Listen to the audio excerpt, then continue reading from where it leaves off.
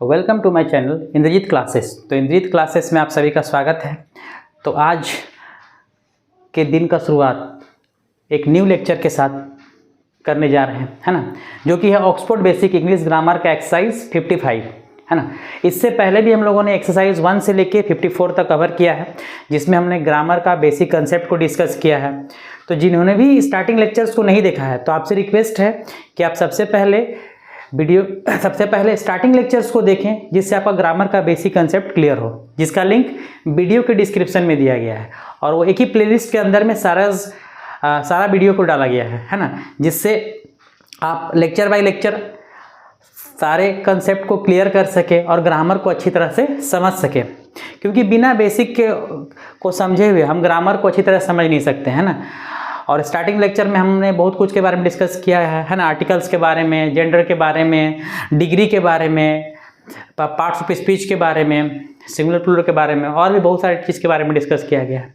तो आपसे रिक्वेस्ट है कि पहले स्टार्टिंग लेक्चर्स को जरूर देखें अगर आप अपने बेसिक कंसेप्ट को क्लियर करना चाहते हैं तो चलिए स्टार्ट करते हैं आज का लेक्चर।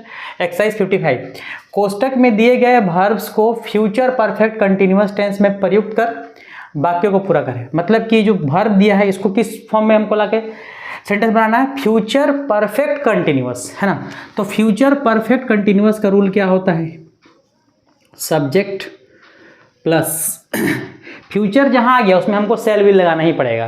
फ्यूचर टेंस जहां देख लेंगे उसमें सेल विल लगाना ही पड़ेगा, है ना। तो सब्जेक्ट प्लस कंटिन्यूअस ING लगेगा। पिछला लेक्चर में बता चुके हैं, सेल या will plus have plus been plus verb 1 plus ING, है ना, प्लस ऑब्जेक्ट प्लस फॉर या फ्रॉम, है ना, फॉर या फ्रॉम।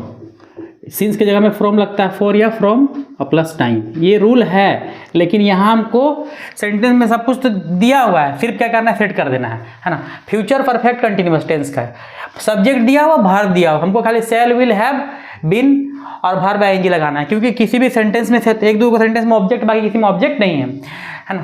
तो चलिए स्टार्ट करते हैं सॉल्व करना। पहला सेंटेंस क्या है, आई स्लीप। तो क्या होगा, पहला आई में बता चुके हैं क्या लगता है, में सेल या विल में से क्या लगेगा, सेल लगेगा, क्योंकि आई और वी में सिर्फ सेल लगता है ना। तो आई क्या हो जाएगा, सेल। उसके बाद देखना है क्या, हैव लगाना, हैव तो सब में ही लगेगा, आई सेल हैव। फिर been, I shall have been. और वर्ब क्या है, स्लीप, तो स्लीप में ING लगा देना, I shall have been sleeping, मैं सोता रहूँगा, I shall have been sleeping, पहला। दूसरा है वी वर्क। तो इसका क्या सेंटेंस बनेगा, वी में भी क्या लगता है, shall, we shall have been, rule वही चलेगा, सब्जेक्ट प्लस सेल या विल में से दोनों में से कोई एक, फिर हैव तो लगेगा ही, और फिर बीन, वर्ब ING। वर्क है तो क्या हो जाएगा, वर्किंग। यू प्ले तो क्या हो जाएगा, यू में विल लगता है, यू विल हैव बीन, यही रूल पे चलेगा। You will have been, play है तो क्या हो जाएगा, playing, you will have been playing.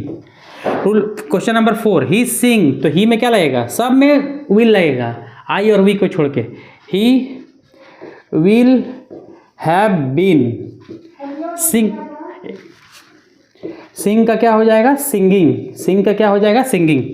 C walk तो क्या हो जाएगा, सी विल हैव बीन वॉकिंग। एकदम इजी है ना, सब में की है, यहाँ से सब में हैव बीन सब में हैव बीन, और जो वर्ब दिया सब में ING लगाना है ना। बस यहाँ सेल और विल देखना है।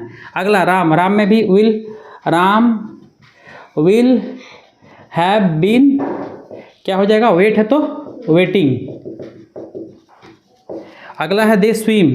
तो दे में भी विल लगेगा, they will have been swim है तो स्विमिंग, SWIMMING, स्पेलिंग लर्न करना पड़ेगा, स्विमिंग। उसके बाद 8 number, the cat drink milk. इसमें ऑब्जेक्ट भी दिया हुआ है तो क्या होगा, द कैट विल, आई और वी को छोड़ के सब में will, the cat will have been. अब है क्या है, ड्रिंक है तो ड्रिंक में क्या हो जाएगा, ड्रिंकिंग हो जाएगा, ड्रिंकिंग। और क्या है लास्ट में, मिल्क है तो मिल्क का मिल्क हो जाएगा, लास्ट में ऑब्जेक्ट भी दिया हुआ है।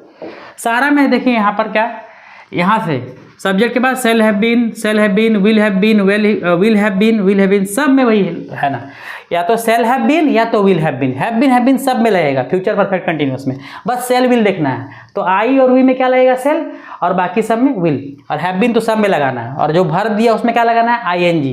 कंटिन्यूअस में हर जगह आईएनजी लगता है। अगला, the boy read for 2 hours, तो क्या होगा, the boy will have been reading, read है तो रीडिंग हो जाएगा, for 2 आवर्स 2 घंटों से, लड़के 2 घंटों से, लड़का 2 घंटा से पढ़ते आ रहा, आता रहेगा, है ना। आई टीच फ्रॉम मंडे, तो क्या हो जाएगा, आई में सेल लगता है, तो आई सेल हैव बीन, ये तो सब में है। हैव बीन तो सारा सेंटेंस में ही लगाना है, हैव बीन सारा सेंटेंस में, बस सेल और विल को ध्यान देना, बार बार रिपीट कर रहे हैं, सेल और विल को ध्यान देना है।